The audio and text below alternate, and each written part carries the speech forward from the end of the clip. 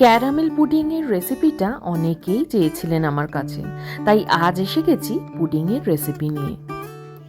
একটা প্যানে প্রথমে নিয়ে নিলাম বড় চামচের 2 চামচ চিনি আর তার সঙ্গে 2 চামচ জল নিয়ে সেই প্যানটাকে বসিয়ে দিলাম গ্যাসে আর কন্টিনিউয়াস চিনি আর জলটাকে নাড়তে থাকলাম যতক্ষণ পর্যন্ত না চিনিটা গলে গিয়ে ক্যারামেলে তৈরি হচ্ছে। তারপর এই গরম ক্যারামেলটা যে টিফিন বক্সের মধ্যে পুডিংটা বানাবো সেটার মধ্যে ঢেলে দিয়ে ভালো করে স্প্রেড করে নিলাম।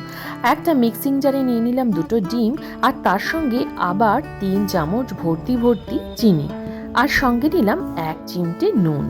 এই ডেজার্ট আইটেমে নুনটা কিন্তু মাস্ট। এবার মিক্সিটাকে ফুল স্পিডে ঘুরিয়ে নিয়ে ডিম আর চিনিটাকে পেস্ট করে নিয়ে তার মধ্যে এবার দিয়ে দিলাম একটা পাউরুটি। আপনি চাইলে এই পাউরুটির পেস্টটা স্কিপ করতেই পারেন। আর তার সঙ্গে দিয়ে দিলাম ঠান্ডা করে মানে নর্মাল টেম্পারেচারে রাখা 2 কাপ দুধ দিয়ে সবটা আরেকবার ব্লেন্ড করে নিয়ে একটা ছাঁকনির সাহায্যে পুরোটাকে ছেঁকে নিলাম ঠিক এরকম ভাবে।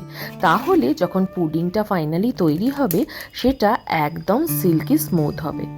যে বাটিটায় ক্যারামেলটা সেট করেছিলাম তার মধ্যে ছেঁকে নেওয়া দুধটাকে ঢেলে দিলাম আর আগে থেকেই ঠিক এরকমভাবে জল গরম করে রেখে ওই টিফিন বক্সটা বসিয়ে দিলাম, দিয়ে চাপা দিয়ে অপেক্ষা করব 30 থেকে 40 মিনিট।